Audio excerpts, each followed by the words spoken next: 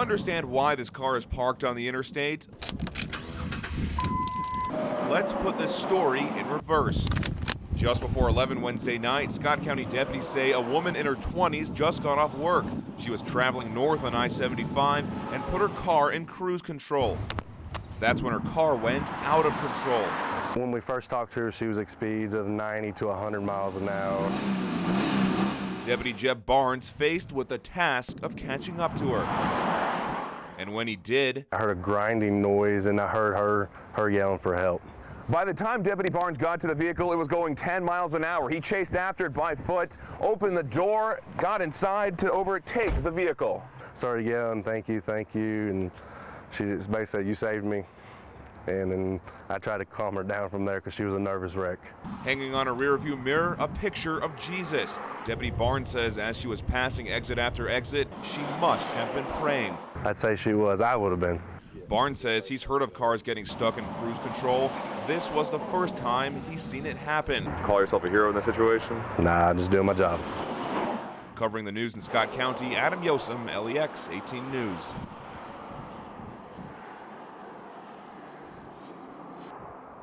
The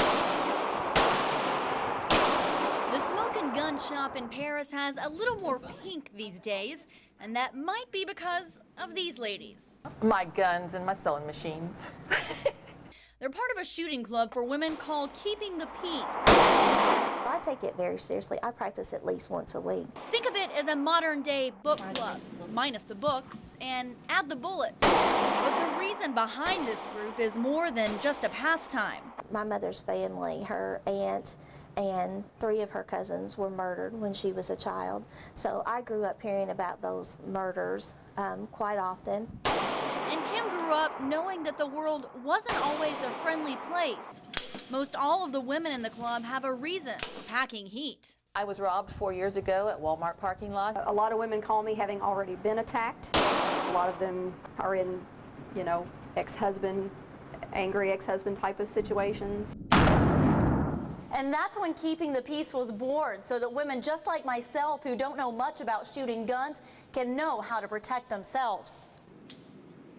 I've noticed there's been a surge of women calling me just in the past couple of weeks. Whether it be for preventative education or because of a traumatic event, these women take their firearms very seriously. It's just a girl thing, and girls can do this. Covering the news in Bourbon County, Nikki Burdine, LEX 18 News.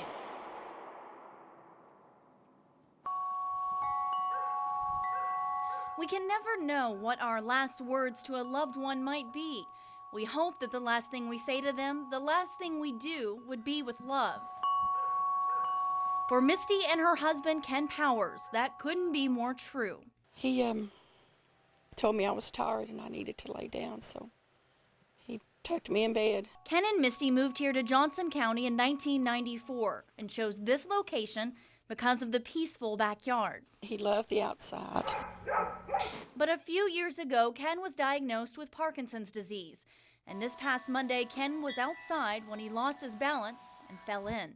I jumped in the water and tried to pull him out, and I couldn't. And finally, I had to leave him with his head on the bank and called 911. But Ken was already gone, so she did the only thing she could. When I stood in the water, I just held on to him, and I just asked God not to take him. Now Misty is grieving the loss of her husband and best friend, along with their daughter and grandson, and they're making sure that Ken's legacy will be one that will continue to touch lives. He was the most extraordinary man, the most kindest heart you'd ever meet. So in lieu of flowers, the family is asking for donations to their food pantry at the First Church of God in Paintsville, something they devoted their lives to, and a final act of compassion by Ken. Covering the news in Johnson County, Nikki Burdine, LEX 18 News. It was a nightmare. That's how I would describe it. Not for one, but for 10 families. I don't know what I'm gonna do. A nightmare that wouldn't end. We didn't know who was in the building, who was out of the building at that time of night. More than 20 people got out, but the fire was too big, too powerful for firefighters to save the 100-year-old building. Brick walls toppled, the roof caved in. Flames fought back for more than 10 hours, sending 3 to the hospital. A baby and a firefighter suffered smoke inhalation.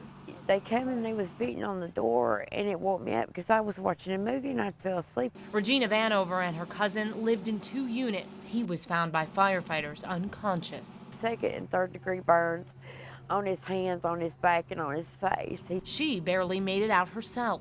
I went to the bathroom instead of going out the front door because I couldn't see. I could hardly breathe, and it burnt from my neck to my chest. The survivors gather nearby at Artemis First Baptist Church. From 1-month-old to senior citizens, they've lost everything.